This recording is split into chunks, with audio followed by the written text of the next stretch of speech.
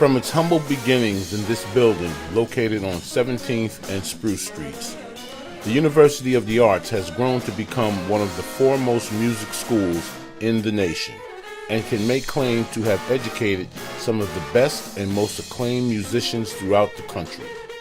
On November 12, 2018, the school celebrated the 50th anniversary of the School of Jazz.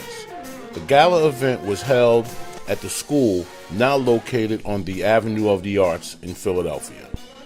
During the gala, various graduates, panel members, and artists graciously agreed to have an interview where they gave a background of their school experiences and the long-term benefits of receiving a musical education.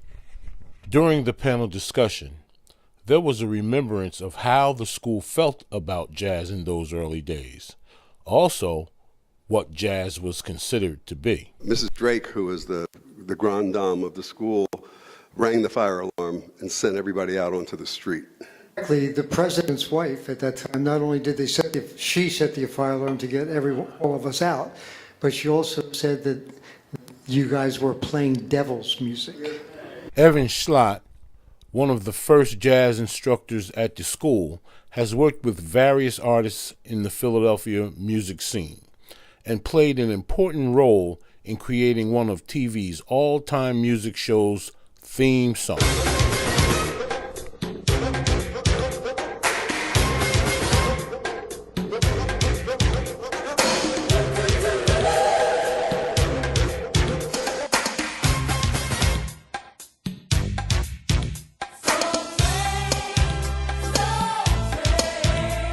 Okay, and I took it home and I worked on it, and it was like a big band, a lot of different parts, and I wrote them all out. And there was one little lyric besides the boop bop bop, and all I could figure that they were saying was "so great, so great, so great, so great."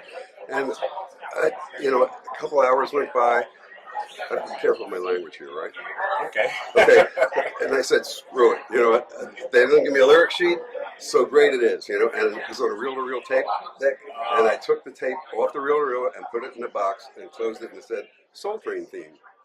Soul Train, Soul. As a graduate of the University of the Arts, Michael Pedersen Jr. has played with some of the greats of jazz, such as Dave Brubeck, Pat Martino, and many others, while having his own group, the Michael Pedersen Quintet.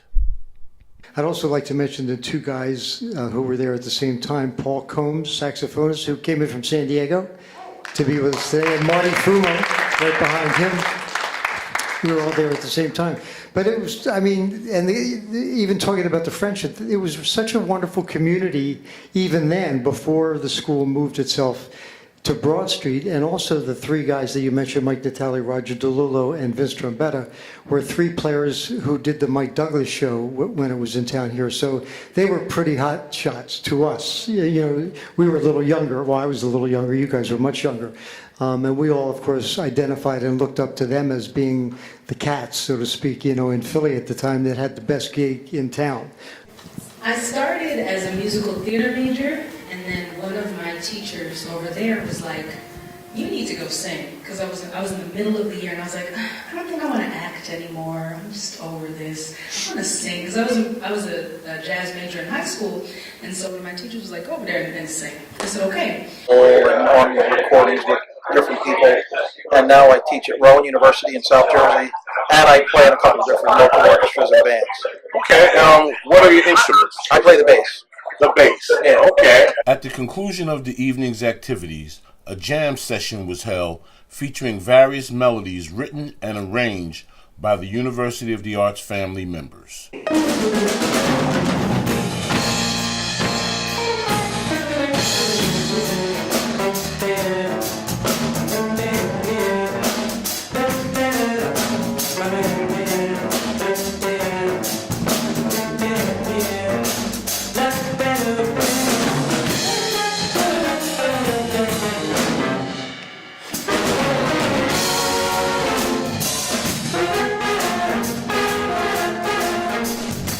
At the University of the Arts on South Broad Street, this is Darrell Lloyd for Philly Cam Voices.